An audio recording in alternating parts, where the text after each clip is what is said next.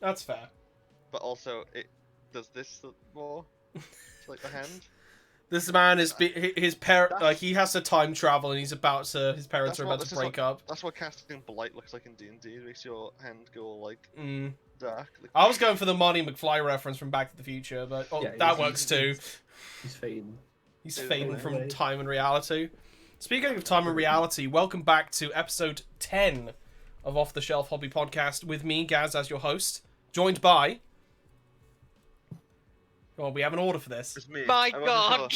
I just checked. One of you two, Alex. you fools. No, it's me. It's me, and then it's you. And then it's Alex. me, George. Me, And George. John. And Red John. Chameleons. Sorted. There we go. Done. Plugs. Sorted. Oh my Intro. God. Complete.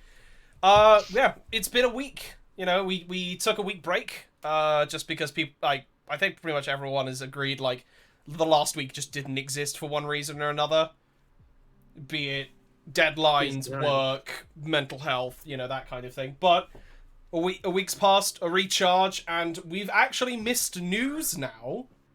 We actually have something to talk about compared to last week. And I just want to say, you know, we made it to episode 10. I actually didn't expect to get this far. Hush. I set a very low bar for myself. That's the thing. But I'm confident in this. Honestly, I'm not confident in the rest of us, so... Yeah. Jesus. But at the same time, we'll grow some confidence by talking about some things that have happened. I mean, may as well just jump right into it, because there is stuff. We're probably not going to go for the full, for the full hour and a half, 2 hours this time, but we'll see. We'll see how it goes. Next week, though, guaranteed, we will be doing our stupid list video podcast, which will end up being its own... It's like a special. I'm going to call it a special. An event. Hey. An event. We're going to do that next week, and I'm going to try and get in contact with a couple of some competitive players to see if they would be willing to come on and bash our lists entirely. Because I think that'd be fun. The best Thousand Suns list. It's gonna have so many Was I beasts in it. demons? You were Chaos Demons, yeah. Cool, I'm gonna get as many big boys as So possible. I was Eldar, Alex was Gene Stealer Cults, you were Demons, and George was... Thousand Suns. Thousand Suns. See, that's not a difficult one. Yes, it is. I've got to learn all of Thousand Suns. You got to learn about every psychic power. You just take Cult Yeah, of to be honest, Duplicity. that is a lot of psychic fuckery. Oh, no, it's because there's one... any fancy units. They simply cast like 200 psychic abilities. Okay, I'll tell you the Thousand Suns play. You have a 10-man unit of Scarabus Cult Terminators. You take Cult of Duplicity. You yeet them up the board with a relic, and then you win. Done. Yeah. And then you smite the living shit out of everything else. You take two different cults, is what you usually do. One Yeah. of them, I think, is called Duplicity, and the one is... It's usually the Duplicity one. Stuff. Yeah, because there's the one that has like the Sorcery? Doom Bolt, or it has like a specific... Bolt. It's like an extra smite, basically. Yeah, it's like a fancy Doom Bolt. Yeah. But if you do that, you have less Chaos Warp Vortex Beasts, whatever they're called. Mutilith Vortex Beasts. Mutilith Vortex Beasts. There you How go. did I remember that? Why? It's because the model looks really cool. Oh, Yep. yeah, it's one of the most underappreciated models. It's, Mm. cool. It's really, really cool as well. Yeah, Alex, I've got to turn you up. You were quiet for me for some reason. What? I mean, I did just update my No, mic yeah. software, so it might just have changed the volume a little bit. No, I had you lower for some reason. I don't know why. Because you've Do you been know what this- screaming. Possible. It does. So, because we'll just cover the last 2 weeks, and pretty much the week we were off, basically, there was one thing that happened that I know of. We talked about the Vampire Rat Man. I guess it's vampires in general, isn't it? Yeah, Vampire Ratman's new. Yeah. Oh, is it? Have we talked about it? I'm pretty sure we've talked No, about 'cause- him. We haven't done a podcast last week, so no. Because he came out last Monday. Right? No, wasn't he also... No, he was in the reveal stream as well, wasn't he? No. Yeah. Vampire Rat Boy was not. He was in the Monday last week, and then the Monday that was this week was Belikor. I like how the first thing we've done on this We can check, podcast is tell Gaz but he's I'm wrong. and you can check, but I'm pretty sure that's what it I'm is. pretty sure we've talked about him though. We've seen him before. I remember us talking. I must have been I know during the what you real mean. stream. It was. Wait, I think we met. Oh, you mean We talked the guy about doing with the cloak? We talked With about the doing two- D&D. the two- That's why. the two That's what you're swords. thinking about. Mm. Because it was because Evan's in D&D as well. So that's why you're thinking about Oh it. right, yeah. It was in D&D. Yeah, that's fair. I thought you meant a different rat man. No, the man wearing rats. Yeah, not the man Yeah. who controls rats. I mean, we can briefly go over him just while I get the web screen up. Because he's for the Cursed City. No, he's not. Well, he might be. He might be attached to the Cursed he's City in some 100%. way. He's 100% the one that they were like, "Ooh, there's another character who's in this book who's going to also be in the thing." It's 100% him. Yeah, it's Because he is from he's from the Cursed City lore-wise, but they haven't said he's going to be in the Cursed City. But like, he doesn't. They mentioned that he doesn't like them anymore and wants to go back or something. Or like they mentioned some vague thing. He's got this he's got like a standard. He's got motive. He's got motive to go kill some vampires. Look at him. Look at that man. He is a handsome man. He's not like got the weird exposed vampire teeth. So it's nice because like he looks like he just really doesn't give much of a fuck. It's not like the hissing I'm kinda pose. jealous of his aura. I want those vibes. Those are strong vibes. This man is strolling. He's got the cane and he's got that giant. Sorry, I just remembered there is thing. I do have things I want to talk about specifically. I just remembered. Okay, cool. I have to remember where in the overlay Yes, Alex Double is. John. Double John. Where is Alex? Oh no, he's below. Oh, John is in the top. There's Alex. Double John. So much power of the Double John. There you go. There's small Alex. There we go. Sorted. Yeah, no. He's like it's just like stacked upon rats, and then on his on the underside of the cloak, he's just got loads of rat tails coming out of it. Honestly, like the rat top, beautiful. The rat tails, fucking disgust me. It's where they come from. Are they his? Are they part of the tail? Are they attached to him? No, he's wearing loads of rats. Could he eat them for dinner? That's true. Yeah. Some of them might be alive under there, just following him around. Who knows? Yeah, they probably want to keep warm. You know, on the underside. I can see that. What's this guy's name? Kritzer the Rat Prince. This is Alex incarnate. I feel.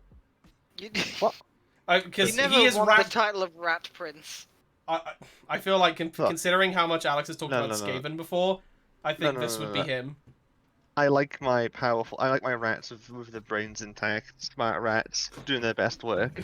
If you're on about giant rats, like this guy, that's all George. So this is George. This is the George man. I can see this that. Is my actually. territory. Yeah. The big rat. Yeah. Like how many of those rats have guns? That's my question, right? That's true. I don't see any gun. I don't see this man packing. Exactly. Like, what the fuck is that? That's a shit ratio. That's a garbage ratio. You need at least one gun shared between two rats. That's the ratio you're going for. I do like they call him vampire rat style icon. I can see it. Yeah. I love they've given him a cavalry base as well. I love protein in the chat. Just repeated protein. That's what you gotta have. It's a pocket snack. It's like, you crack open a cold rat with the boys. That's what they do. That's probably a Vampire the Rat Masquerade meme and we've missed it. What's a cold rat? You just say Vampire the Rat Masquerade. The Rat Masquerade. No, yeah, it's a Vampire the Masquerade probably, relation, because I'm pretty sure one of the clan, I think it's actually the Nosferatu just love eating rats. I mean, it's easy, right? Yeah, because they all live in the sewers anyway. But the model, the pose, I love it. Like, all of this is to be fair, I legitimately might, if the book is good for Soulblight, I'm very tempted by it. Just because I've never really had vampire stuff before, and I think it'd be an interesting thing to have a look at. Just real quickly, while we're going through the articles here, I would like to give an honorary mention to the best orc stories according to Makari, which should be just above Rat Boy. There he is. There you go. There he is. But yeah, literally just them sort of selling Black Library books. Yeah. But obviously Varric, you know. And the. But I just love all the stuff of just like, oh, he was dead pissed about that Ayumi, he chopped off his nut and stuff like that. Oh yeah, because if they're having a one-on-one interview with this man, like, there's so many good. It's just a one-on-one interview with Makari, and I think that's so funny. I think we should try and book him at some point. You know, we try and get him on the podcast. Absolutely. Get him in. Get him in. Yeah. I'm sure he. I mean, I heard he's fully booked for like the rest of the year. He's a famous grot. He's the famous grot. He's high risk. He's high risk, so he's been kept locked down, unfortunately. Yeah. Okay. Couple. Did we talk? I'm pretty sure we talked about the Warhammer 40k going to Magic. I think that was on the podcast we were actually on before the break on episode 9. Pretty sure. What's the date on that bad boy? 25th Feb. 20th. 25th. That was Thursday, so yes. Maybe? Yes, no, I remember because I was really upset by it because it didn't make any fucking sense. Nothing in Magic makes fucking sense. Okay, why wouldn't they just use Age of Sigmar? Yeah, that to be fair. Why did it have to be fucking 40k? Make it Sigmar and then it's super appropriate. So, my Planeswalker, I'm gonna put my Planeswalker, okay, well I'm gonna play Heavy Intercessor. The thing is, that's actually what it'll be, though. Yeah, it's gonna fucking suck! You're not even exaggerating. That's But they already have a card game for Sigma. Make it good, and then we'll give a shit. Like, I'm gonna play Gellert Fields. Not gonna lie, the Sigma card game is fucking fantastic, but you know, card games be hard to pick up. Right. There's another thing that we should definitely mention from the week that we missed is the new White Dwarf, the next one at 462. So I don't know why my brain just went the week that was. The week that was. Yeah, that's just what we'll call it now. The week that was. That's from this week, right? No, this was before. This was before Vampire Man, there's Boy. so much articles. The fuck. But there's a lot to go through. Yeah, but the main thing is, including this, is a printed version of the points update, which people got very confused by. It's like, wait, is this a new points update? It's like, no, this is the printed version of the online update they did like a month ago. So, yeah, but they didn't explain that very well, so people were very confused. It's the most up to date points values. But you can only get it in print form if you get the White Dwarf. Very dumb. cool. Which, to be fair, is a very GW thing to do of like how much shit they lock off in a White Dwarf. Like, there was some. No. I mean, it's not a bad thing because White Dwarf in itself is it's nice. It's a cheap magazine. I don't way better than them releasing it separately. Yeah, true. It would be more difficult to release separately, but also it's like once you miss that month, for example, if it had like, I think at one point I got really annoyed because they had like Warcry cards for Fire Slayers, and I could only get them in a White Dwarf, and I only found out about it after the White Dwarf was out of print. It was for Gotrek. What's his name? Gotrek, yeah. Oh, okay. Right. Well, still, like... But, main thing I want to mention, because it's a new index, and of course it's for Astartes, is for the Exorcist chapter. I didn't know these guys existed. I looked the Exorcists... Yeah, the Exorcists originally, until, actually very recently, were Grey Knight successors. Yeah, which is dumb. They changed it. Yeah, it's good they changed it. People were very mad that they changed it for some fucking bizarre reason. But now they're Imperial Fist successors, and they're getting their own chapter tactic. So I think it's just to mention it. So, by my will, I deny thee. Each time an attack is made against this unit with this tactic, an unmodified wound roll of 1 or 2 always fails, irrespective of any abilities that weapon or the attacker may have. Each time a model with this tactic would lose a wound as a result of a mortal wound, they get a 5-up Feel No Pain. Only on mortal wounds, but I think it's worth mentioning the first thing, obviously, of a wound roll of 1 over 2 is... It's like the Blood Ravens one. What is the Blood Ravens one? It's that. Is But it? I can't remember the other half of it is. Okay. Is there they've also got the wound thing as well? Because the only thing I know that from is If- being the new Deathwing. The Deathwing have that. The Blood Ravens have the unmodified wound roll of 1 or 2 always fails, and each What do time they have? I don't remember what the second bit is. I think the second bit yeah. was when they were pre Codex. I don't think Yeah. they have it anymore. This is my question though. Is looking at this as like, why? It seems Why? like this is an oddly very specific one, and you're just pretty much like, okay, anything with this chapter tactic never gets wounded on 2. So, I mean, to be fair, for the vehicles, that's great, because if you've got, like, especially if you've got anything that could, like, oh, I got +1 to wound and everything, it's like, yeah, but your 2s still don't count. I think that's quite nice. It's good for melee. It is also good for melee too. It's like, yes, they're not amazing, but It makes them Yeah, really good at fighting big shit. Mm. Yeah, it seems like one of those things that is going to be like, you look at it and go, that looks really useful, and then you don't ever use it until you're fighting like knights. Yeah, that was kind of my process going through. I'm like, I don't see the point in this that much. And like, why would you do this the when you demon can? list that I'm bringing. Here's the thing: why would you do this? You could just play Deathwing, because you always have transhuman, like. Yeah, Because that 3 is the key bit. That 3 is the key one of that. What if you want to play a cool faction instead? Shut your whore mouth. Like Cooler, Imperial- Daniel. The cooler Imperial Daniel. Fist. I mean, to be fair, I don't know much about this chapter. I'll probably have to so look into it, but they seem quite The, cool. the general premise of them is when you become an exorcist, part of your training is you become a demon host, and if you die, you die. If you don't die, you're strong enough. Huh. God damn. And they just pop the demon out. They just give him a plunger and just suck it out of him. Yep.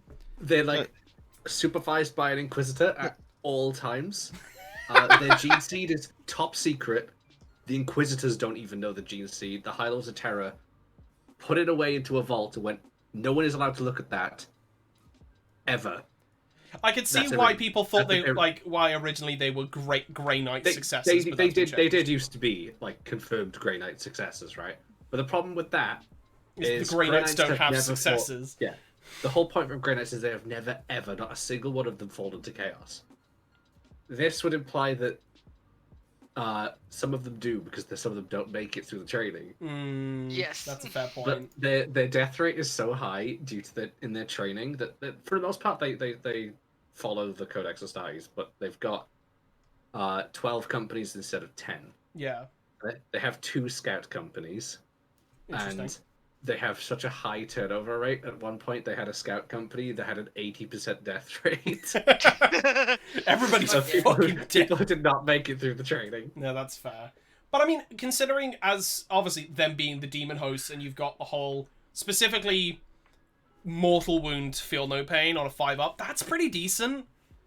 Oh, it's good. Yeah, it's really, really good. It's Honestly, definitely like fine. for people who would want to try and do something like this.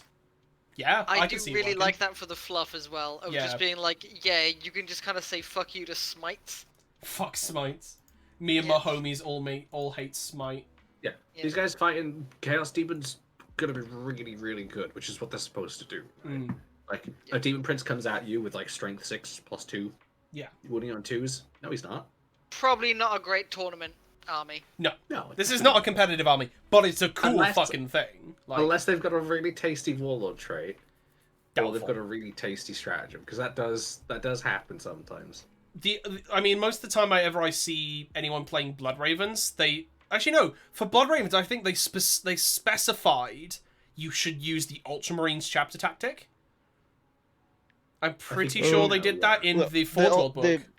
They have their own chapter tactics, but they are a successor of Ultramarines. Yeah, so you can, run.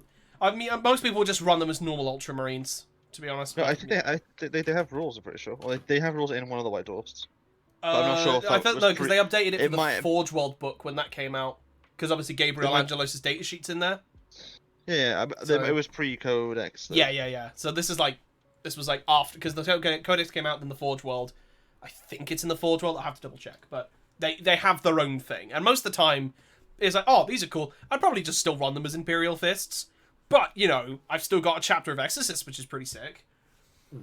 The other part of the Blood Ravens one was, instead of 5-foot field no pain against psychic, it was psychers can reroll any or all rolls of a 1 when making psychic tests. So yes, that's true, because the Blood Ravens obviously have a very weird amount of psychers in there. It's because they're definitely not Thousand Sun successes. Totally. I mean, that was the theory. I kind of agree with that theory. It makes sense, but just like, no, you can't have that. It's just neat. I would love to see... I think at one point I was very much thinking of trying to do, like, Lunar Wolves force, but I changed it to Salamanders. But Lunar Wolves, considering, you know, there were... even towards the end, there were loyal ones that survived the heresy. Yeah. Like, it was possible. It's entirely possible. They're just not trusted very well. So it's nice to see, because, you know, throwing things in a White Dwarf, everyone gets a little bit of an index, and they get some bonus stuff. I love that. And especially for the Maelstrom rules they released in the one you can currently buy, but as this podcast is out. The Maelstrom rules, which I will be doing a separate video on, are really cool. Big thumbs up on the Maelstrom rules. I really like them. I haven't looked at them. What are they? Maelstrom for what? Maelstrom of War. Oh, fuck. Sorry, I got lots of shit around me. So, most recent White Dwarf, as a side mention, prelude to the video, had, for 40k, beta rules for how they see Maelstrom currently working. So, no more cards. But what you do have is 6 tables with varying objectives on, and you pick 3 tables at the start of the game, instead of picking secondaries. And then at the start of your turn, you roll you roll a die to pick what table, and then you roll on that table to see what objective you get. So it's the same thing as cards. What you could put them on cards instead. Yeah. They could do. Honestly, it's possible. But I do like where they're going with this. I mean, that's literally how it worked before. Yeah. Because that's how it worked in the rules before, but the cards were an addition. Yeah, you're essentially specializing the cards that you're able to draw. Yeah. Which is one of the modes anyway. Sets of, I assume, 6. I think the reason... 6. Wait, do you think that so they're going off the cards for this dice system, yeah? No, the dice system existed before the cards did anyway. Yeah. But it's always been a table, but the cards have always been there as an option afterwards. Yeah, I think, though, the fact that they're sort of kind of leaning away from the cards, probably a good thing. It's not shit you have to buy. Yeah, Maelstrom exactly. was so fucking good. Towards the end of 8th, it was amazing, especially when you could build your deck of things. That was the perfect way to play 40k. The deck building one is fantastic. Definitely. They should just, yeah. So the way that they've got there's 3 missions I think in here. There's an incursion level, strike force level, and then there's Dawn of War, Hammer of Anvil, and Search and Destroy. So length, width, and corners. There were specific stratagems. So you had the option to do generating new objectives, discarding. It does actually specify if you cannot score an objective, if it's impossible, you do get to get rid of it, which they didn't have before. It was just a kind of a common thing of like, it was especially because you just took it out of your set of cards anyway. Yeah, if it was something you knew you couldn't score. No one on either team has any flyers. Let's just put this. Yeah, but now they specify it's like if you cannot score it, you just get rid of it, roll a new one. So very nice to see that in print. And there's 6 missions. They actually gave 6 missions. I thought there was only 3. And they're all quite interesting, but I'll go over them. But there are, the objectives vary based on the size of battle as well. So you obviously got ones for like Taken Hold, Overwhelming Assault is one, which is at the end of the battle round, score 8 victory points if you control 2 or more objectives, 2 or more of the objective markers within your opponent's territory.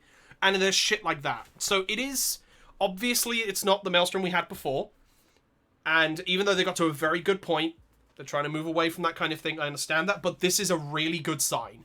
I really like these, but I will be doing a video on them separately. and they are spicy. I'd recommend giving them a read. I think Goonhammer's done a very good article about them. So if people do not have the current White Dwarf, go check out Goonhammer, because they always have amazing articles for that kind of thing. And then my video will be up at some point. I'm probably going to film a lot on the weekend, too. Because my 3D printing videos, I'm getting that going. Back to news. Let's talk about... So, you got the Sunday preview. This is for this current week, which is the... When did this come out? The 7th? Obviously, we're going to talk about Belikor. We can't not talk about Belikor. Can't believe it. Can't believe we're skipping over some quality news that came out last week. What quality news? What am I missing? The Blood Bowl Death Zone book that's going to come out. Oh shit! Which is... I did go past that. You're right. I'm sorry. Absolutely muy bien. Like, it's just a little expansion book for Blood Bowl. This is the first expansion of the new season of Blood Bowl, correct? Yes. Yeah. It's supposed to add like little things to keep the game fresh, like mercenary players, which are like build your own player, like star player. Build your own star player. Freelancers. Yeah, but there's also like things like playing in different places, like if you're playing underground or whatnot, there's modifiers like there's viscous liquid on the pitch. Basically, rules for the different pitches, which are good as well because it's kind of we already hard have to the play, pitches, like, right? oh, we're playing an underground Skaven pitch. What's the weather today? Heavy rain. You still get weather, but you still get weather, but it's so bubbling up from below. Whether this is a natural phenomenon, the result of sabotage or dire warring, that Stadia has no place being built above sewage pipes. That's Stadia. It's definitely not pleasant. All players on the pitch subtract 1 from their movement allowance. Ugh. Just standard. Everyone has that, which is quite funny. The art for it is gorgeous. I love the main thing, if you go to the bottom, is so this has been a way of playing that existed already by fans, right? Yeah. But they've now making official rules for 7, and 7 is very nice. It's a smaller pitch, so if you look at the pitch picture, you know it's the 2 lines either side of the skull, which is basically where you would line out against, so there'll be a gap in the middle, so you wouldn't start next to each other. Oh. And the pitch is a little shorter. So the left line and the right line, if you put your people there, they're the same distance from the touchdowns they wouldn't be on a normal pitch, despite there being a gap of like 6 spaces between you and the other team. Okay. Point of that is gutter runners don't get a huge advantage. They'll just run straight to the touchline. Yes, but also you don't have your entire team punching the shit out of their entire team, right? I like the idea of the fact this is the kid, like not necessarily the kids, but your team has got the junior division. This is your This is you and the boys playing Blood Bowl. Yeah. This is the dad playing Blood Bowl on the weekend, or It's just Sunday League Blood Bowl. I know right? exactly what you mean. Like you almost your entire team is linesmen. I think you can get like 1 or 2 positionals. Is how it works. Okay. But like, it's really cool that they're making it official because honestly, like, it's a quicker way of playing Blood Bowl. You only have fucking 7 dudes, right? And I don't know. It's really well designed. And it's been quite like well thought out.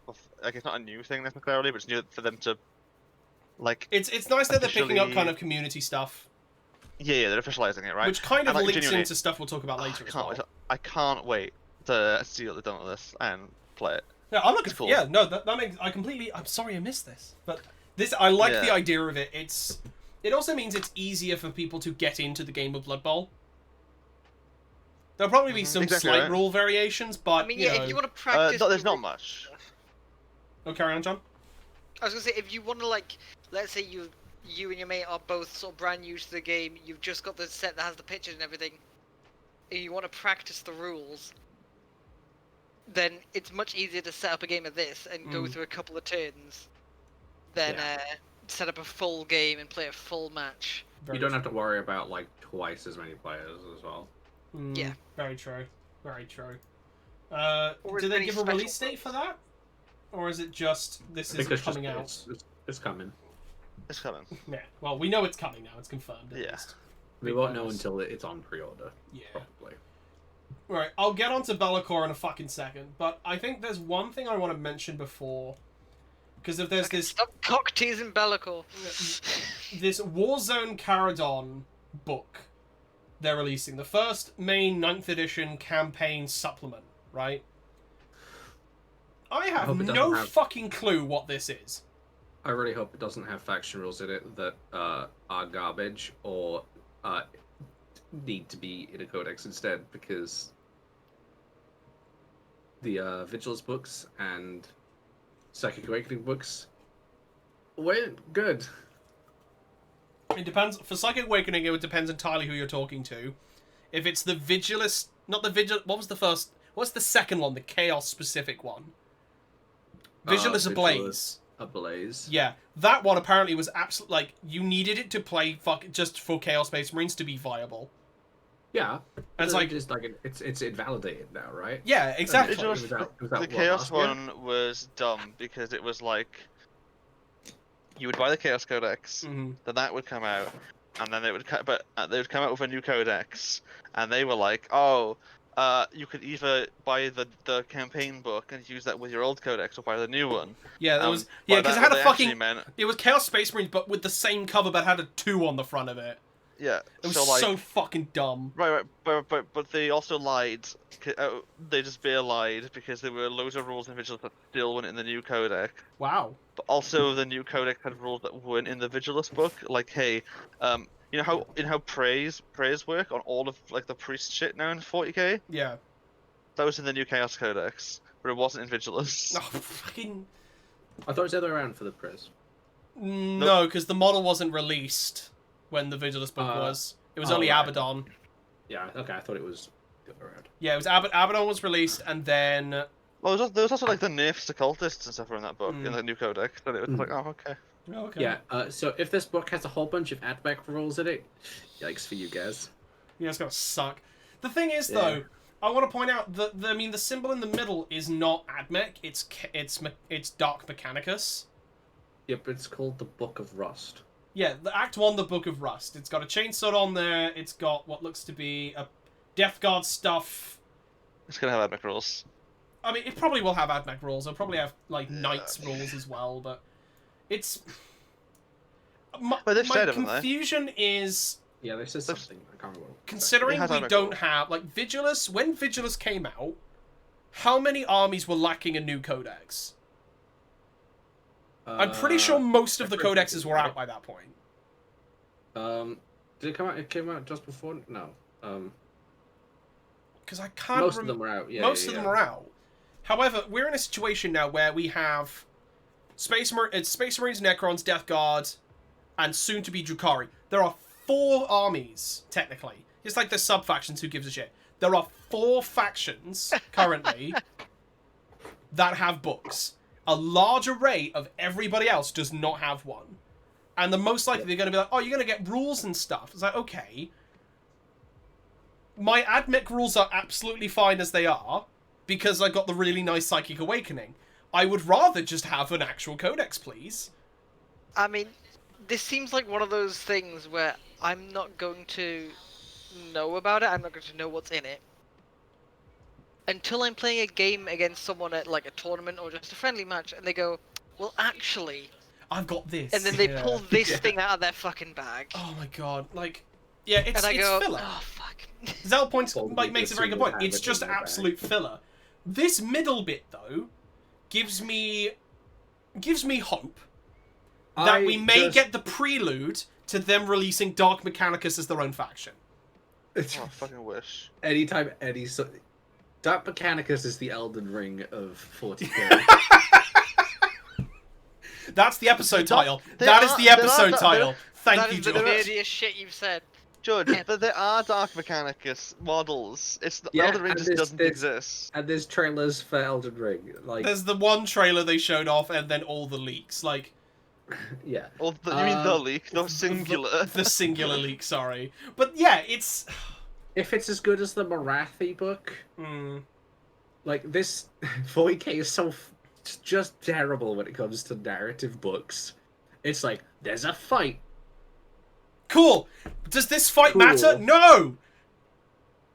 like Nothing It'll be a happens little in 40k. The scale is too big that Yeah, I just simply absolutely. don't care. hence why they're now doing the whole Dawn of Fire books, and that's just completely rewriting 8th edition.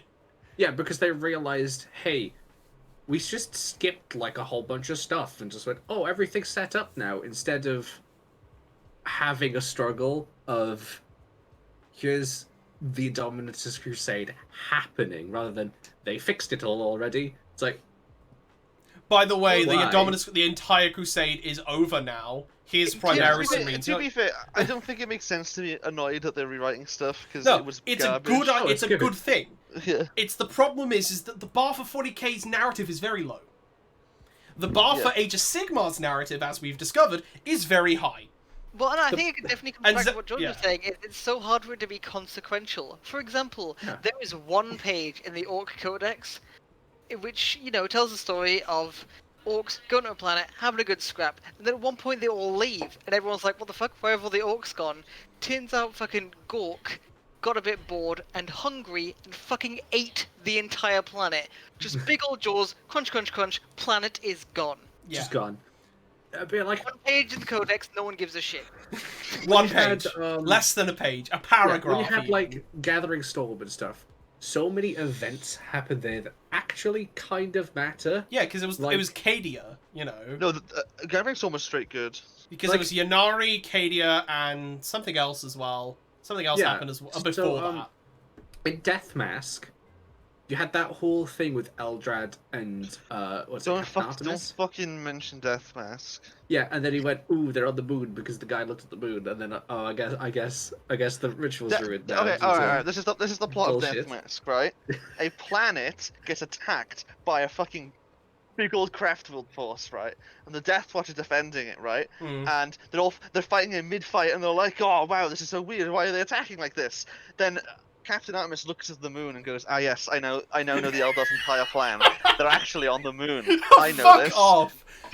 Are you serious? Are you isn't this actually af- serious? Oh, that's so fucking. Isn't this after he stasis bombs 3 Harlequins? No, there are no Harlequins, Judge. They don't There are no exist. Harlequins yet.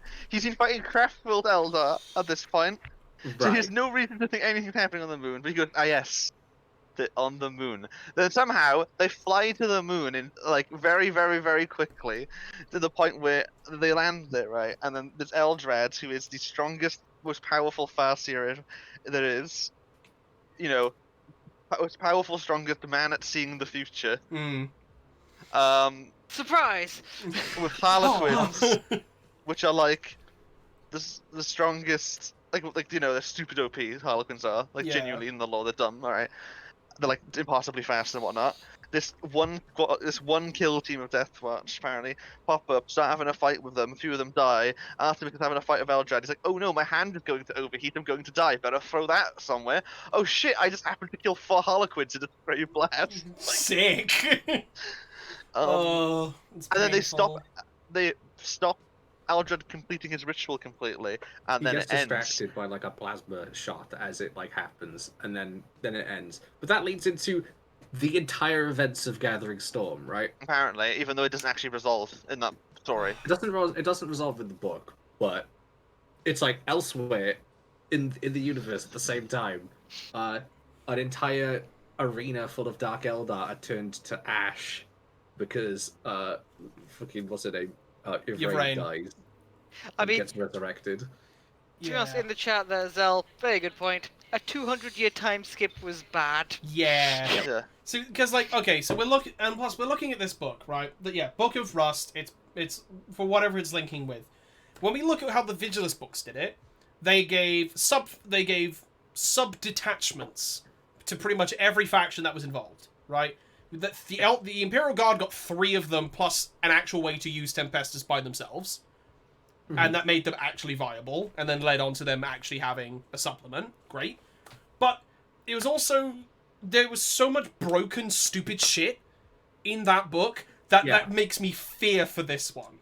Because I don't know... it's going to be rules. It's going to be probably artifacts and fucking stupid shit. I don't think there's any point comparing it to Vigilus, but I don't think they'll be doing detachments again. It'll probably be more like Psychic Awakening. or more like the Marathi Psychic books? Awakening was the ones that were good were really good in terms of the fluff, in terms of the rules that they've given. Great. If they do that again and they use the Marathi, they talk to the Sigmar team. It's like, hey, can we borrow the Marathi template so we can make good rules? It's a case of what the fuck needs this book at the moment? Nothing needs this book. Everything needs a Exactly. codex, or they're fine. Yeah. What about Games Workshop's pockets? Their stock is fine. They're making so much money. So the contents of this book, there are 4 factions that are getting new rules. Right. 2 of them, this might be a good book for them, but it's very wobbly on the timing of it. It's Death Guard and Drukhari. Wait, What? so they're getting new rules from this after getting new rules? Yeah. So what you're saying is they had new rules that they could have put in the codex and just chose not to. Yep. I hope it's genuinely something like Death Guard could take Nurgle-infested Adeptus Mechanicus guys, because that would be insane. That would be cool. I would agree with that. But because does everybody know where this is taking place? Riser. Okay. There's only Metallica. Sorry. There's only one thing this book should be. Okay. These books should provide rules of playing, not adding rules to play an army, but changing a way you can play it. Yeah. Yes, so it should be optional rules. Here is a book you could use with the AdMech book to make them Dark Mechanicus instead. I 100% agree. That needs to be the case. That better be the fucking case. Which is pretty much how the Marathi book works for like Cities of yeah, Sigmar. yeah, the Dark Elf City. Yeah. Here is the allegiance rules to play the Cities of Sigmar book with this city. It works really well. It's a really good way of supplementing that isn't just like because it will only affect players who want to play Dark Mechanicum. It won't affect everyone who wants to play AdMech, and that's why it's good. Because otherwise you have the potential of being like, this is a book that buffs AdMech and adds this one relic, and it's the one you're always going to take now. So you have to buy an entire book for a relic. Yeah. The nice thing is, oh, sorry, carry on, George. The absolute huge big wanger move they could have done, or could do with this, have Metallica fall. Yeah. Into a Dark Mechanicus world. Just go. Do the same thing they did with Metallica's the one who I would have wanted to play. Is it Anvilgard and Harkeron? Yeah. Just go. It doesn't exist anymore. It's not Metallica. It is Typhus's Rust Planet. Typhus's big bowl of gears. Yeah. So I'm assuming the other 2 factions that are getting rules are AdMech and Sisters. Imperial Knights. Not Sisters? Death Guard. Death Guard Drukhari, AdMech, Imperial Knights.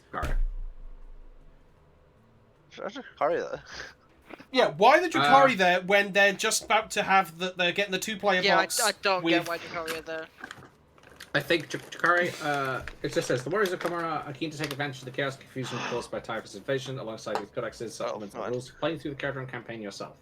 Can you claim Metallica for the Death Guard, or will you try and stop Typhus? Maybe I bet you it's the Drukhari are there with a raiding party to take advantage of the situation so they can steal the Imperial Knight or something. Oh fuck yeah. That would be sick. Can you imagine being able to take Dark Eldar with an Imperial Knight? Just still, if you just stick a clown, you just stick a big red nose on the front of a knight. I wouldn't be surprised if the extra rules for Drukhari were just also this is a faction of more mechanized Drukhari. That would be cool. That would be cool. I honestly wouldn't be surprised if that was it, because I can't think of a way that they can squeeze actual rules out of this for them. Yeah. The Drukhari are already mechanized though, so that would Drukhari are very mechanized already. So but isn't like having more rules based around their vehicles? Yeah. I mean, hopefully their codex does that because that's what they should have anyway. That's what I mean. That's true. We know from we'll see something. They're supposedly talking about this probably on the weekend, right? This is annoyingly. We are filming this before they currently released anything talking about it. That's right. They have made mention of the Piety and Pain box, so we can at least segue slightly into some of the Dark Elder stuff because we're on that topic. The Piety and Pain box is the new. It's not a 2-player starter kit because the forces are why would you play this for a 2-player starter set? This is just a top-up Good box. It is a box for some sisters and Drukhari, which involves a couple new characters. We've talked about this on the podcast before, when they first announced it, but we're getting at least a little bit more information about the main things that are in there. Mainly because we've got a new lieutenant equivalent for the sisters called the Palatine, because she does just flat reroll wound rolls of 1 for attacks made by friendly order units whilst within 6. Not mentioning core, of course, because they do not have a codex to decide what core is. So fair enough. This is a top-up rule. The model is cool. 6-inch move, 4 wounds, 3 attacks, 3 up save, hits on 2s for everything. It's on 2s. Very, very good. Very nice, very tasty. And, well, I mean, she's got a plasma pistol here, but she's probably got, like, I think they mentioned she might have a power sword? I was going to say, you could probably give her anything when the codex comes out. Yeah. For now, she's probably just going to have... Plasma pistol, power sword, yeah. Maybe power sword, I think. And it's nice because, obviously, it fills a hole that the sisters didn't really have, of being able to reroll wound rolls, specifically. And that makes them kind of closer to the Marine lineup. But even Guard had the ability to reroll wound rolls of 1. It's hard to say that in terms of a sentence, but mainly just from orders. They had that via orders. So the sisters didn't really have that, and that's something that they probably really needed. So I think when this comes out, sisters are like already fucking top tier. This is just going to push them higher. Yep. Sisters have got enough characters and enough rules to compensate for not having a lieutenant, and now they have a lieutenant. Yeah, so it just makes them better. I think you're going to see a lot of these. Oh, definitely. Considering how many fucking Retributors... Canonesses are so cheap. Yeah. You can just, like, reroll your hit rolls of 1. These could be cheaper, probably. I want to point out as well, because... kind of dumb. So we got the Immolator, we have her, the Palatine. We have 4-person... Is that 4? So is this the Sergeant down here? Yeah. The one with the book? The Superior. Because I would just see that as just a fucking character. Like, a non-sergeant. I was like, oh, that seems like a character to me. They're really fucking cool. Mm. Do I have one? Maybe. No, I haven't got one painted. Those are just regular sisters. But yeah, no, the characters for the Retributor boxes are awesome. Yeah. Very nice. And it seems like if you're a sisters person, obviously you're going to get this because you get the Palatine, but you get some really good shit out of it. Yeah. And we go with the redo, one of the original models they showed off of, like, here's the fancy stuff for 9th edition, Lilith Hesperax? I think I'm pronouncing that correctly? No, Lilith Hesperax. Hesperax. She's cool. She's the person who she almost got killed by a Vrain, but when she went supernova. And she's alive? She's the one who killed your Vrain, right? I don't think... No, she was fighting a die Vrain. She was fighting a Vrain, and also Tyranids, because they were fighting, like, super mutated Tyranid, which was super OP. Because they get, like, 2 fleets, they, like, read them together to have fight in fight pits, because Commora's crazy. Yeah, Commora's when they were mid-fight, it's like, one of the guys on the fucking Green Goblin Rider just flies one into Evrain, and she gets impaled by it. Evrain notices that something's up, jumps behind like a dead... I want to say Carnifex that they kill, because they stop fighting to kill a big Tyranid. And then the entire crowd watching it get blasted by the supernova. Like, everyone who can see it just gets incinerated, but she's behind the Tyranid corpse, right next to her, so she's fine. Yeah, of course, because she's not... It's like Raiders of the Lost Ark. And he's like, the Ark of the Covenant is opening. It's like, no, don't look, and they're fine. It's all light based. You know? Yeah, it's all about refractor and shit. But we gotta look at her profile, her initial profile, and also of what looks to be an ability that she has in the command phase. So let's have a look at her. 8-inch move, hits on 2s, flat, 5 wounds at 7 attacks, base. Good. 6 up save. How she should be. Yeah, leadership 8. Her blades, each time an attack is made with this weapon, an unmodified hit roll of a 6 scores an additional hit. +1 strength, -3 AP, 1 damage. Sorry, just so everyone's clear, she's gonna have a 4+ invuln, right? Oh yeah, absolutely. Must be. Yeah. She's too fast. It might even be like a 3 up in combat. She usually has an invul anyway, I think. Let me have a look. So yeah, feel free to check. But the main thing is like that solid profile, especially for a Drukhari like melee combat character, right? Yep. Because that's the point. But her command phase ability is quite interesting. So let's have a look at that. So choose one of the following. She's a 3-up invul. 3-up invul. There you go. Fair enough. So until the end of the turn, this model is still eligible to declare a charge with even if it fell back. The wording on this is terrible. She can charge even though if she fell back or advanced. So she always has that. Mm-hmm. Or in the fight phase, if this model destroys any enemy models, then they get to fight again. Which is insane. Which is nuts. Worded terribly. And that most likely boosted by stratagems, like from the probably from their new codex, is probably going to make her an absolute fucking beatstick of a character. Anything that buffs you for the phase will last both. So there's a little bit above this where it's like they're about to face the winner of our Warhammer 40k deathmatch.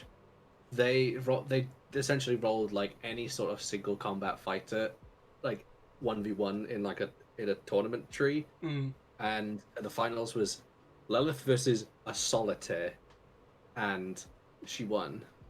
Oh, it's kind of nuts. Yep. Kind of nuts. Like I like the idea of it, and it's a really fucking cool character. For one thing, and I mean, just having that as an option because it's like, oh, it's something you're actually doing something in the command phase. This is the first indication of it, and it's just, do I charge and most likely have other things around me to advance and charge, or if I somehow am still in combat and not dead, I just get to jump out and charge. Or yeah, do I either jump out and charge, or do I just fight again? Because in reality, if you can get her close enough, regardless, and without advancing, just always pick the fight again one. You know, because like, oh, I've got like a 4-inch charge, maybe 5. I don't think there's any like, I'm not going to advance. I may as well just pick the second one. But it's nice because you have that choice. And honestly, I think one of the main reasons that you take the first one isn't even for the advance and charge. It's to fall back and charge someone else. Yeah, that's going to be good because I don't know if she has the ability to just move over models like a Harlequin can. But it wouldn't surprise me if she can. Let me get what she has at the moment again. Just at the moment, to compare, she has 4 attack. So she gains 3 2s. attacks base. Yeah. Nice. She has reroll failed wound rolls against characters. Hit and wound rolls against characters. 3 1. Reroll hit also 1 for call to strike within 6. Start of each battle round, you choose one of the following characteristics: move, strength, toughness, or attack, or leadership. The characteristics you choose is increased by 1 until the end of the battle round. Or 2 if it's movement or leadership. And then no escape; they can't pull back. Okay. So at least if you win a roll off, probably going to be changing subs as well. I mean, natural perfection. The natural perfection was the +1 attack thing, or +1 strength or toughness. That's way better. Yeah, what's this her is strength way now? better. Strength. She's still strength 3, but her weapon is +1 strength. Yeah, so her old weapon was... which one is that? Is that That's the blades. The blades. So she didn't actually have any... She has penetrating blade, actually. It was AP for 1 damage.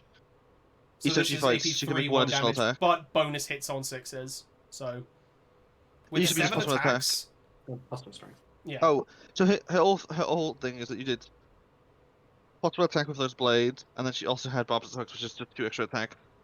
Which was just strength 3, AP 0, 1 damage. But she also had an impaler if you wanted to use it. Yeah, but that would drop your attacks with the blades by 1. Yeah. Just as a note, if you kill a model, which you probably will, that means that she, on average, is going to be doing 16 attacks. Yep. Considering you're getting an additional hit at least once, and then you're Yeah, doing that again. And she's likely to still have her main of barbs and hooks, which is each time she fights, she makes an additional 2 attacks with her hair. Yeah, I mean, you can see them there, just sticking out. Yeah. And Zell makes a good point. Is like, yeah, she gets more hits, but obviously the damage one is iffy. She's not a marine killer. No, or if she is, she's going to be a character killer just by sheer weight of attacks. She has another weapon. Yeah, and she probably will have another weapon. I mean, it's not visible on the model, but like, I but say also that she'll you could definitely just be delete a unit. I was gonna say she'll definitely be like a guardsman equivalent slaughterer. Oh, my She'll- Skitarii she'll- are scared. She'll walk up and beat a Marine character to death pretty much instantly, even Yeah. still. Yeah, that's Yeah. the thing. It's like, by sheer weight of attacks, she's probably killing a Marine, like a character potentially. So like, it's very much as with Drukhari, precision over just full wave. You got She would to pick your targets very carefully. Wreck any cryptex I have. And she will get to them too. I want to point out that she still has. She's not still having a payload. Let's have a look. Oh, she I doesn't. mean, well, she might not have it. We don't know. Maybe. She doesn't. We don't No, know she if there's doesn't. anything on the profile. She doesn't on the model. True. That's what I'm saying. Like that's what I mentioned before. It's like she's like I didn't see an extra weapon, so probably it's more focusing on the blades and whatever the hair does. You said she didn't before, George. Oh yeah. We don't know. She might have it like in a pocket or something. I don't know. It's cool because of the fact it's like, oh, we're starting to get a look at what the dark these are the main rules we've seen for Dark Eldar. Because what we got today was 5 reasons the Codex will be good, with no rules. There's like no hints, no nothing. It's that just was such a fucking. It essentially is 5 reasons that the Dark Eldar rules have Dark Eldar rules attached to them. do you think it would keep 7 attacks if there would be a better weapon as well? Yeah. Probably, because it'd be like... Oh, Yeah, I don't because know. they don't get the extra attacks from the 6s. Yeah, maybe. Less AP, probably. Less AP as well, but might be more damage. There could be an alternate profile. We'll see. Should we talk about Belikor now? So I've stopped cock teasing everyone with him. Let's have a look at Belikor. There he big boy. is. Oh, wow. Big sexy He's boy. enormous. He's the same size as a Bloodthirster. For scale. I mean, That he is. makes So, sense. if I get to the The trailer... first Demon Prince. I'll have to wait for it. Because there's a bit where they put him next to other ones. Let's have a look. Right, so... There we go. Right, Lord of Change, slightly raised up, but then a Bloodthirster right next to him. They're round about the same size. This is the model Belikor has. This is definitely the best possible iteration of Belikor. Because Belikor's original model is really tiny. It is kind of minuscule. Because it's like a 40k kind of... I mean, it's the old-style Demon Princes, so they're really small. Yeah. And they only just got bigger over time. But considering, the first, he's absolutely massive. And luckily as well, obviously they're showing off the Broken Realms thing, but they have an alternate thing on the base to be able to swap out a Primaris Lieutenant. Yeah, if you want to waste your money and get him for 40k instead of Sigma, You're going to use them in both. Yep. Like, I mean, you could probably Hey, just magnetize it. Can we just make a quick point, right? That I love about the paint jobs in this, because of the, people are whingy about Warhammer, always will be. Yeah. And one of the classic ones for Sigma was always, it's not grimdark anymore, it's all cartoony, and I don't like it anymore. Look at the fucking Sigma Belikor compared to the 40k Belikor paint job. I'm sorry. The Sigma one. This in the middle confuses me. So the Sigma one is real dark looking. It's really darkly shaded with really bright silvers, and it's quite dark. Yeah. It just feels like there's less detail on the 40k one. I also just noticed as well, if you look on the blue is wings, they've added more 40k skulls. Like there's a Marine one, there's a Marine with the eye on the side of it. In the top left, there's the golden the Iron Halo. Laurel. Oh yeah, there's a crown on the Ultramarines. the Sigma one. But Yeah, but the 40k one has a laurel, right, from the Ultramarines. I love it. Just look at this. It's also, isn't that the classic Demon Prince pose, right, with the pointing? Yes. Because it was the original one. The main kind of Demon Princess is it's the claw pointing, and then it was either a second claw or the sword, lower down. So it's mimicking that pose, but so much more fucking grander. Or is it just straight to Belikor's old pose? That would be being silly. It might be. I think it is just a pose, but he didn't really have the sword wasn't visible on his old model very well. It's Belikor's pose. Yeah. Being stupid, but they've done a really good job of. It's a classic pose. Yeah. At the end of the day, and they've done a good job I mean, Zell points out bright, obviously sticking an ultramarine on the base with like weird blue things on the chest doesn't work very well. I kind of agree. It's a bit weird. The chest really just ruins it for me. Yeah. The thing is, in Sigma, souls and stuff is a massive thing and whatnot, right? So having like a dead also the fact that it's a Chaos Marine on that base and he is a Chaos Man also adds to it a lot. Fuck allegiances. And then you've got like a massive blue boy on this base. It should be a Chaos Marine, like a Chaos Space Marine, honestly. Yeah, I like the idea that he's like walking through his own lines who've died in front of him. That chaos warrior has just been like hit with like a celestial ballista, and you just see him like look down and go, "You just killed someone on my team, and I'm gonna come for suck his soul out and then fire it at you." Turns out all of my chariots are actually part of Belikor's boys. And... Oh yeah, like oh no, I'm not gonna do that. The thing is with the Belikor, like, at the end of the day, he has his own sub-faction Sigma already. Yes, that's the thing. So I assume they can update that sub-faction, obviously. But the way they Broken Realms Belikor. Yeah. The way they work at the moment is that they're all about having demon princes, and the only demon princes can take relics but every single one of them get the command trait, I think. Yeah, they're fucking and there was insane. also they're really cool. It was also like a lot of when I saw people play it was Belikor plus the shirtless, like the tribal looking Chaos guys. Marauders. That's the one. You take a lot of Marauders, yeah. You don't have to, though. I don't think there's any buffs to them. I guess it was because they're cheaper. Yeah, they're cheaper competitive, yeah. Which is demon princes are expensive, and you want to take like 5 of them, so you want to get Marauders for objectives. The thing is, I will say, I love the heavy metal team sometimes. Like, a lot of their paint jobs, obviously for the box art and everything else, sometimes absolutely stunning. I want to see this, same with Sigvald, as we've seen as well, I want to see these in other painters' hands. I want to see what they do. Article. Like, that was a really cool article that they did. Yeah. Like, when they're showing off other painters, because they were the nice thing is as well that GW's entire focus has gone more, we need to focus on the community side, because we can't do much else, you know? And even when they are starting to get things back, I was like, they're pumping out models, they're pumping out rules, it's like, yeah, but we've got some really good community engagement, let's just keep that up. And speaking of community engagement, and I don't know, is there anything else we want to add to Belikor, apart from the fact of he looks really fucking cool? Swag. Proper swag. I mean, like, the base is fucking crazy, right? Oh yeah, like it's that's the best base they've had with a model. Yeah. I don't think that's even much of a discussion. It just is, right? No, you're right. You're right. Other than one of the Ultramarine, the Chaos Marine is cooler. I just want to see those rules out. I'm so happy. I'm happy. Whatever this book is as well. I'm happy his release is tied to fucking Sigma and not 40k, because at the end of the day, Sigma is just better written at the moment. He has much more. Yes, he exists in 40k. He has much more of a place in Sigma, though. I don't know too much about that necessarily. He probably has more of an active role. He is the same person in both, right? Like he is the first demon prince in both. Yeah, I want to point out similar. I want to point out they've actually mentioned that Mordheim exists in the article. No, have they? The Dark Master, the mysterious Shadow Lord of Mordheim. He is the first true servant of the Dark Gods. Sorry, of course, yeah. I mean, they can't not mention it. It's literally his backstory. Yeah. Fair enough. I kind of forgot about that. The original Demon Prince.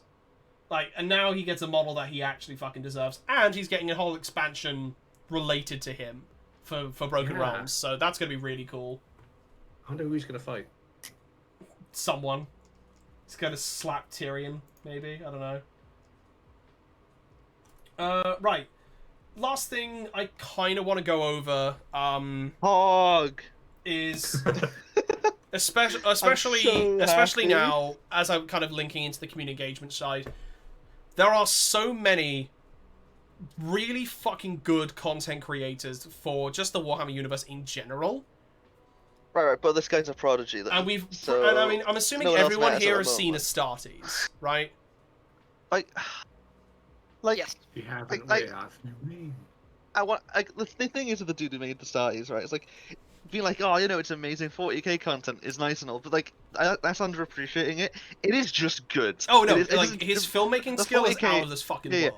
he's a genuine prodigy at what he does. Mm. Like the level of detail and stuff that he did in the Astartes Yeah. on a one-man job is better than Wetlick does sometimes. And the storytelling as well with a lot of it is like, you know, there's basically next to like there's no Yeah. dialogue, but there's so He much is- atmospheric storytelling. Like especially when it got to part 5, it's like, right, it's done. I'm like, I need more. I need to find out what's going on, Yeah. you know? That dude genuinely is. He is a genuine prodigy, like what he's doing. And- He deserves he deserves this. He deserves more, honestly. Fuck He the needs to be animation leading bit. the fucking animation team for 40. No. That sounds. He doesn't. He needs to be given whatever he wants and be left to do what he wants. Mm. And here is some money. Give Don't make him money don't- and time, and he probably doesn't take need to be people hired to into a Down team. Yeah. He needs to get to be let do what he wants to do, because he's better than the team that he'll be I added was to, gonna say, right? if this guy just gets absorbed into Warhammer animation and we never see him again, I don't think that's going to be the case. I hope that's not the case. It's not the case. We like Because of how they've he's worded been hired by himself to they are hiring him to make stuff as he does. Yes. Right. Yeah. It's basically a case of he can go full time and do this. Yeah, and the nice thing is as well is that they it's great. specifically are asking him to actually make something as not like a follow up to Astartes, not necessarily Astartes, but a follow up to the thing that he's already done. So it's Well, just the going to thing- grow I leaps and bounds. He did The- say in his, I think there was a tweet that I saw from him that said, you know, I'm excited to work with them and continue Astartes with them. Yeah. Because I remember he posted at the end of Astartes there was the little like it wasn't a teaser, it was more just like a thank you thing when he was showing There off like was a other teaser? chapters doing stuff. No, That was it a was a teaser. straight up teaser of Imperial Fists against Eldar. It was There was a couple of other chapters as well that he showed there off. was It was the thing he There was put that on as his well. Patreon. Oh, that right. was That was the thank you. Yeah. Sorry. And My people just went, "Oh, he posted a thing. I'll just repost it everywhere." I was like, fucking Don't do assholes. that. It's on Dickhead. Patreon for a reason." Yeah, it's thank you to But he his doesn't need Patreon patrons. anymore because he's full time, which is great. And when he says, "Oh, they're going to continue with the thing," I'm pretty sure he's just going to continue what he was going to do anyway. He's Yeah, not getting paid now, Yeah. I which don't is think he had a stake to say perfect. continue with his. Who? project. All right. Who wants to bet now that he's obviously doing this and Astartes is part of now proper GW licensing that we're going to get an Index Astartes of his chapter? That would be Oh, fucking dude. baller. Dude, it would be so cool to get stuff like that, right? Yeah. Oh, But if you're saying who wants to bet, absolutely not. It's not going to happen. No, that's true. I just thing is, every time that I see something cool that could possibly happen, I go. It's My not gonna my main sort of mindset is, well, they'll get close. They won't get there. They won't do it. They'll get That's the best they closer. would have tried. They'll- I disagree. I think it won't be White Dwarf. I think they'll get rules on Warhammer Community when he releases more videos. That's fair. That would That's a happen. good. Yeah. That's a Warhammer reasonable Community one. releases rules sometimes as well. It's very rare. That's true. But That's true. I can see that happening. But like, he probably will never. Like, I doubt he may see this. But I mean, see, I don't even know how to pronounce the name. Siyama. I don't know. Probably. I mean, if you ever Fair see this, well fucking done, well deserved, because you are a true savant of your craft. And Absolutely. He genuinely is. Like, the I'm best really I've excited to seen. see more, especially now, like, GW basically saying, right, do what the fuck you want, green light, carry on. Because that means at least the level of quality for probably the influence of that onto other projects is probably going to increase. In addition to that, we've got, I think this is the first kind of Tau focus in terms of, like external fan content that I've seen. Guys, yeah. when if I go, hey, what's an Exodite in Warhammer 40k? What do you think of? I don't know. Not I'd Tau. assume either some Space Marine and or sisters. How about Exodites? The Eldar faction of Eldar Exodites. Well, that's what I think of. Oh. Of course, it's what Nah, you think of. nah, it's Tau though. It's Tau I know. though. I was in, I was gonna say, has anyone seen the trailer for Exodite? if you Do search you mean this- Warhammer this- Exodite, it will literally take you to Eldar. craft Eldar who live on planets. It is a literal thing in Warhammer. So I was very a bit confused and a bit annoyed. I just thought they were gonna do it all.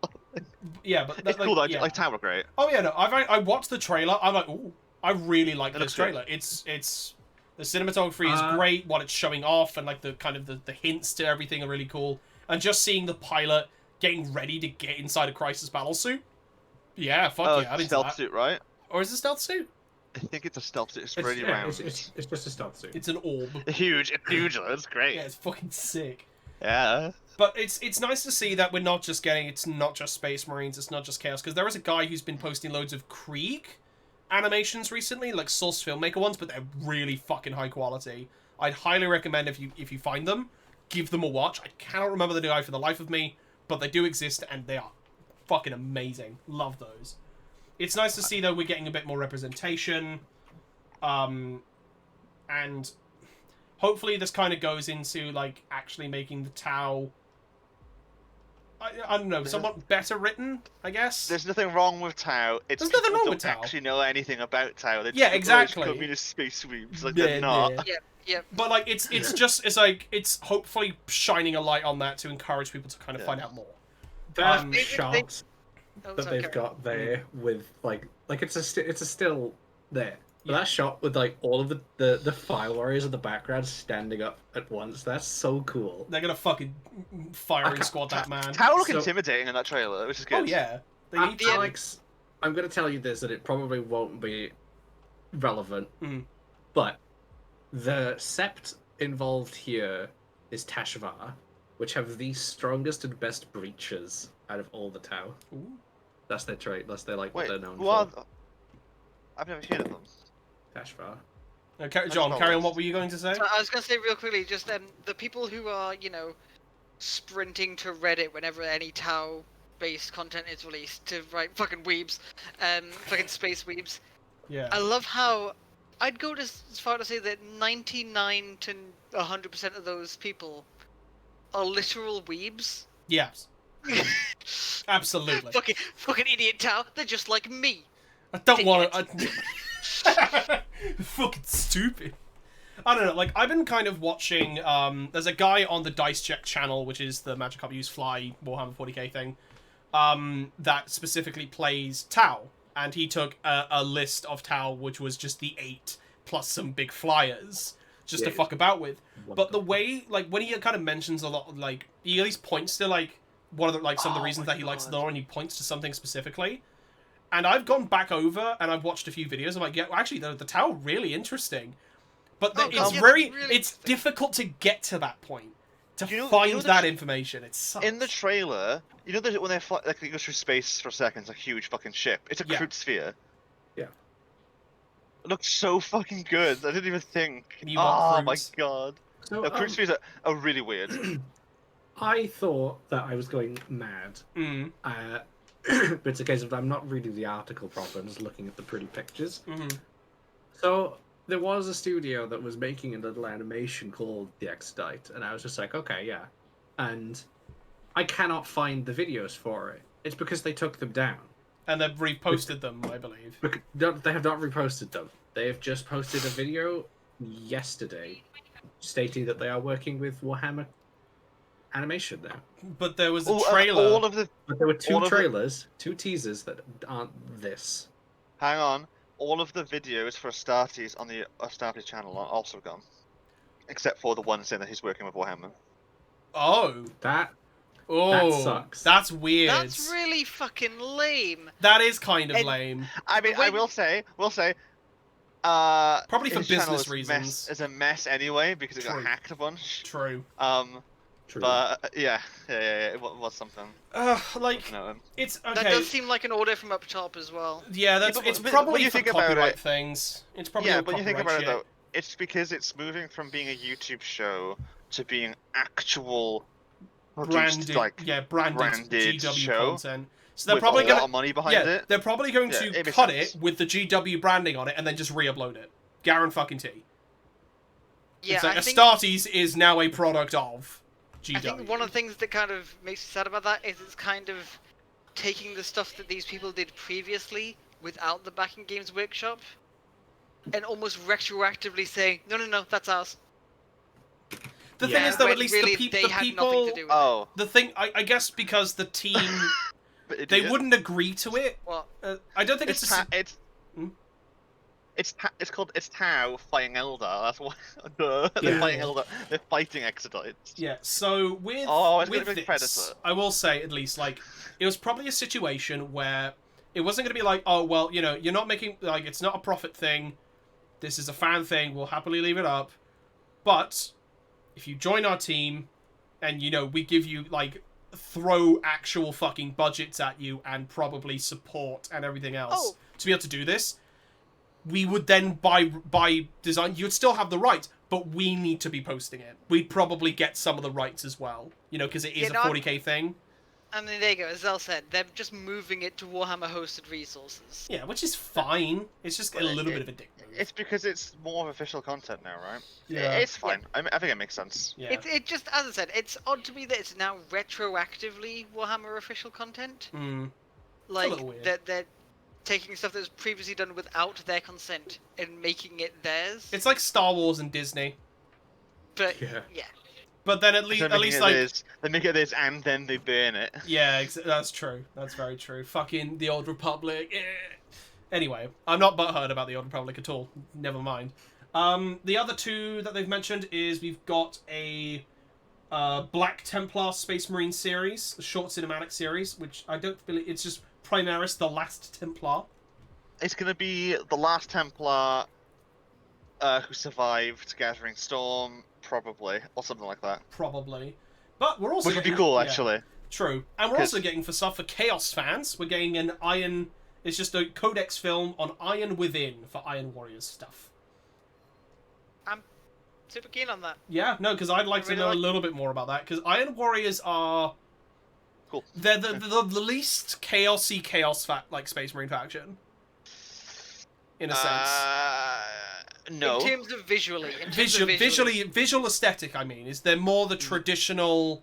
I'm going to standard say armor. You treat my Alpha Legion a bit better, thank you very much. Sorry, that's a fair point. That's a very fair point. I completely forget about Alpha Legion. Iron Warriors have like replaced the fucking flesh of corrupted it with metal and chaos metals and stuff.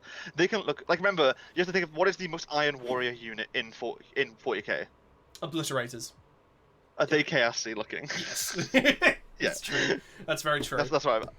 Or Havocs. Either one. But the thing is, at least, you know, you have the Iron Warriors, and then it's like, oh, we'll give them Marcus Lanesh, Endless Cacophony, done. Or, at least, with Iron Warriors, I know they had specific stuff for Obliterators to make them really busted. So they're, like, surprisingly one of the main competitive versions of them. And to be honest, I think if I ever went Chaos, like a proper Chaos, just bog standard Chaos Marines, I'd probably go Iron Warriors. I don't know why. I just really like the aesthetic of having... It's because you're a dwarf. That's not even necessarily... Like, if that was the case, why am I not playing Imperial Fists? Because we'd all make fun of you for being a dwarf. The yellow. Yeah, no, I couldn't be asked to paint yellow. I know, as either... To be fair, it was either Thousand Suns or them, but it'd be doing Thousand Suns in more of the Heresy theme of the candy red, and kind of really go and run off with the Egyptian theme, you know, because it's a really nice colour. But it's nice to see, yeah, it's at least it's not like, it's not just Space Marines, it is Tau. I didn't expect to be getting a really, like, fucking awesome trailer, and then Iron Warriors getting extra shit. Not a Marine in sight.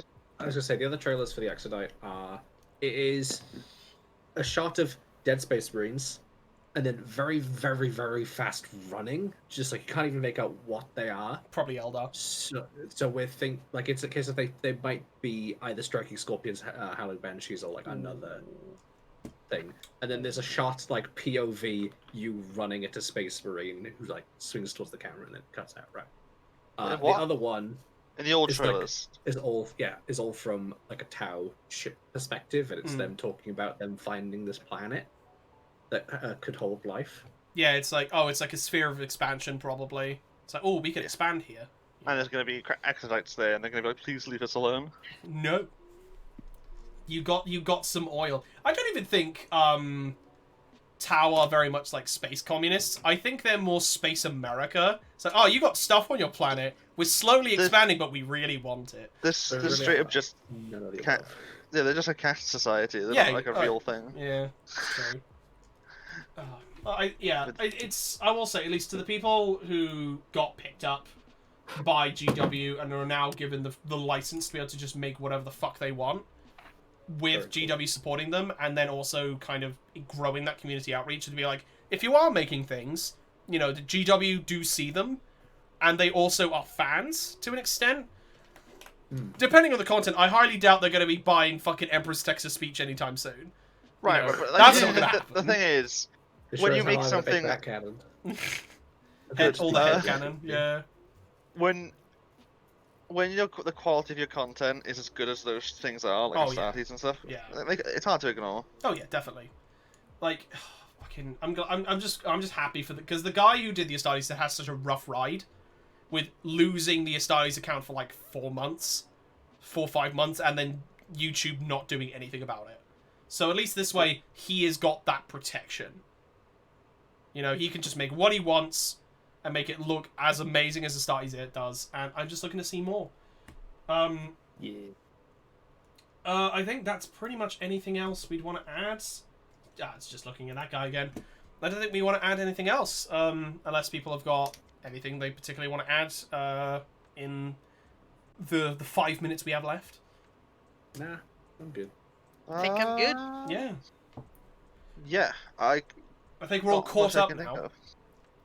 I really hope no big news comes out next week, so we can still do the fucking list video. Like the list special is coming. That's going to be number 11, and then I don't know whether we'll.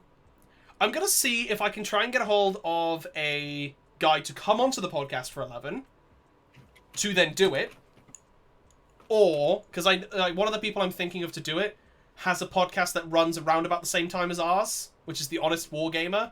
So I probably can't get him. We might have to do a follow-up thing for that, but we'll figure it out. We'll figure out semantics. Or I'll ask Mikey from Hellstone Wargaming and see if he'd want to pop on. Because he seems like a lad. Might be worth. Yeah. I will say, article today, just there to remind us that the Warhammer Cursed City dude had a long beard. Yeah. That's about it. Yep. Sick. Important news. Yeah.